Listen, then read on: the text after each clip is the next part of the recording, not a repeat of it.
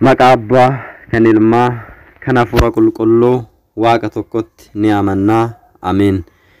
Kabajamtootaa fi jaalatamtoota hordoftoota chaayinaalii Dhangaa Lubbuu Miidiyaa bakkaaf lafa jirtanitti nageenya Waaqayyo isiniif haa baay'atu. Akkam jirtu? Ani nagaa kooti. Galanni fi ulfinni Waaqayyoodhaaf haa ta'u.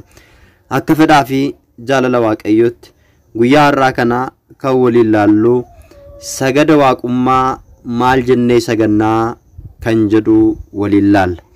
Sagada waaqummaa jechuun egaa Waaqayyoon gooftaa keenyaaf, Waaqayyoon uumaa keenyaaf yeroo hundumaa kan nu uumesidha, kan nu gaggeessisidha.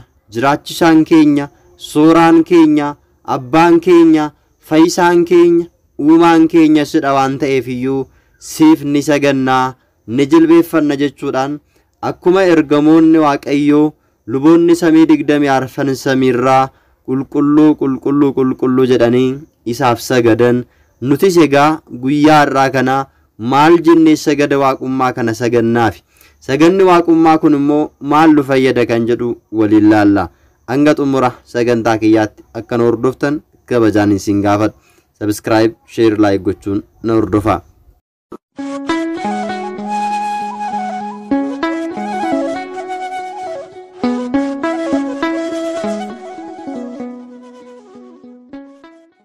Faayidaan sagada waaqummaa inni guddaan diina keenya daabiloosiin kan ittiin barbadeessinu, kan ittiin injifannu, Waaqayyoon uumaa keenyaaf bitamuu keenya, Waaqayyoon uumaa keenyaaf hojjechuu keenya kan ittiin ibsinudha. Jilbi hundumtuu Waaqayyoodhaaf haa jilbeeffatu jechuudhaan macaafa qulqulluu irratti akkuma barreeffame ajaja Waaqayyoo eeguu keenya, Waaqayyoo uumaa keenyaaf sagaduu fi bitamuu keenya kan ittiin ibsinu sagada kanaan. Sagada kana uumamoota 22 keessaa kan isaaf sagadan eenyu faadha yoo jenne ergamoota Waaqayyoo fi dhala namaa qofadha. Fakkaattii fi bifa isaadhaan kan uumamne nuti dhalli namaa Waaqayyoon uumaa keenyaaf sagada waaqummaa kana ni saganna. Jalqaba akkuma kaasne waaqummaa isaadhaaf, kabaja isaadhaaf, ulfina isaadhaaf gaafa isaaf sagannu immoo kennaa arganna. Diina keenya daabiloosin immoo ittiin ni injifanna. Saganni waaqummaa kun kan inni sagadamu yeroo hundadha. Sanbata, dilbata, jimaata, ayyaanota waggaa osoo hin daangeffamin saganni waaqummaa kun yeroo kamiyyuu yeroo hundumaa Waaqayyoon uumaa keenyaaf ni sagannaa jechuudha. Maaliif yoo jenne Waaqayyoon yeroo kamiyyuu galateeffamaadha. Waaqayyoon yeroo kamuu galateeffamaa waan ta'eef yeroodhaan daangessuu hin dandeenyu.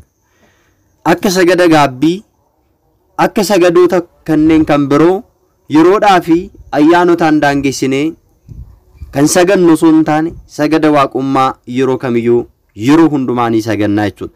Gaafa sagannu immoo jechuudha bakka sagannu sanatti macaafa qulqulluu yookiin immoo fannoo gooftaa keenya Yesuus Kiristoos kaa'uudhaan adda keenyan macaafa qulqulluu yookiin fannoo gooftaa keenya Yesuus Kiristoos yookiin immoo kitaabota kadhannaa adda keenyaan tuqaati kan nuti sagannu jechuudha.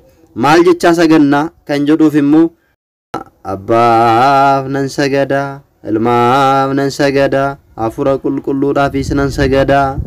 Abbaaf galanni haa ta'u, ilmaaf galanni haa ta'u, hafuura qulqulluufis galanni haa ta'u.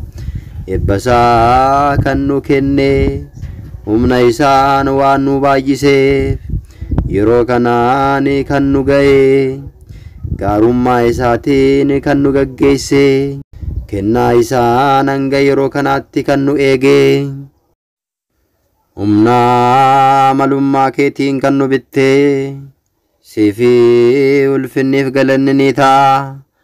Alleluuyaa abbaa, alleluuyaa ilmaaf, alleluuyaa hafuura qulqulluu, qulqulluu ayyaal, qulqulluu jiraataa, qulqulluu Elshaadaay, qulqulluu Adoonaay, qulqulluu Yaawee,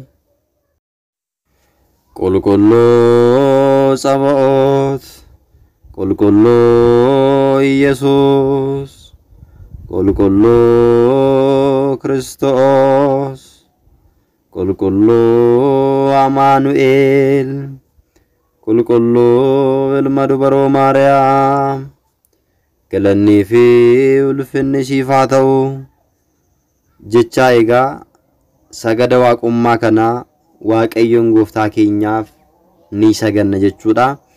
Sagada kana gaafa sagannu macaafa qulqulluu fannoo gooftaa keenya Yesuus Kiristoos yookiin immoo macaafa kadhannaa erga lafa goone adda keenyaatiin macaafa kadhannaa sana yookiin immoo fannoo gooftaa keenya Yesuus Kiristoos yookiin kitaaba qulqulluu adda keenyaan tuquudhaan ni saganna jechuudha. Saganni kun egaa diina keenya daabiloosii akka nuti injifannu akka nuti ofirraa ittiin fageessinu humna guddaa kan of keessaa qabudha jechuudha. Maaliif yoo jenne diinni keenya daabiloosii waaqayyoon uumaa isaadhaaf hin sagadu waaqayyoon uumaa isaadhaaf hin jilbeeffadhu jechuudhaan waaqayyoodhaaf hin hojjedhu jechuudhaan ani mataa kiyyaan waaqa anaaf sagadaa jechuudhaan lola kaasee samii irraatii gara biyya lafaatti waan gad darbatameef diinni keenya daabiloosii sagadan jaallatu waaqayyoodhaaf sagaduu waaqayyoodhaaf jilbeeffachuu hin jaallatu. Maaliif yoo jenne tibiitiidhaan waaqni biraan hin jiru ani waaqadha waan ta'eef anaaf sagadaa jedhee waaqayyoon immoo gara biyya lafaatti gara si'oolitti waan gad isa darbatee fi gaafa nuti sagannu gaafa nuti waaqayyoodhaaf jilbeeffannu gaafa nuti jilboota keenya waaqayyoodhaaf bichisiisnu gaafa nuti afaan keenyaan galata waaqayyoodhaaf dhiyeessinu diinni keenya daabiloosii hin jaallatu humna dhabaa ijji isaa jaamaa gurri isaa duudaa harki isaas lukti isaas siidhamaa ta'a jechuudha.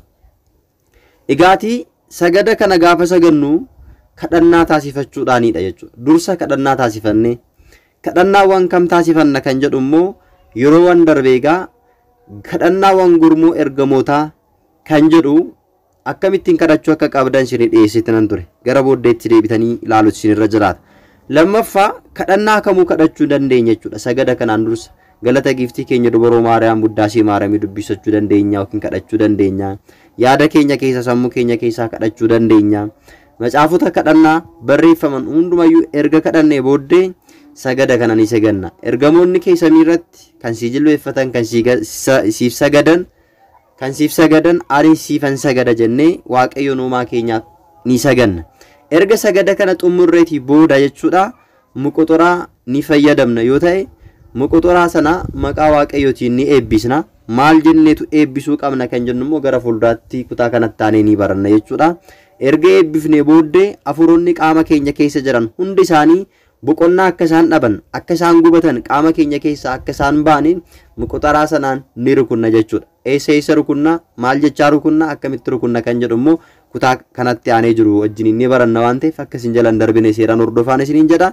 Isaan booddee diinni keenya daabiloosii amaloota 5 agarsiisa jechuudha. Amaloonni 5 agarsiisu kunoo maalin muqoxoraa gaafa fayyadamnu kan jennu isa kanas ni baranna. Kanaan booddee diinni keenya boqonnaa dhabe qaama keenya guutummaa keessaa bahee deemuu ni danda'a. Karaa kanaatiin diina keenya daabiloosiin injifachuu ni dandeenya waan ta'eef kutaan itti aanu akka isin jalan darbineef waa'ee muqoxoraa waan ta'eef gaafii namoota hundaa waan ta'eef namoonni muqoxoraa hin qabne maal goona warreen jettaniifis deebii kan achi keessatti isin deebisu waan ta'eef iyyuu egaa akka hordoftan isiniin jecha chaanaalii dhangaa lubbuu miidiyaa subscribe like share gochuudhaan akka hordoftan isiniin jecha hangaa yeroo kanaatti kan isin faana ture ani barsiisaa Dajanee Gurmeessaati. Chaanaaliin kun chaanaalii dhangaa lubbuu miidiyaati. Qophii itti aanu kan biroodhaan hanga walitti deemnutti nagaan tura. Wasbaata Lexaabeer.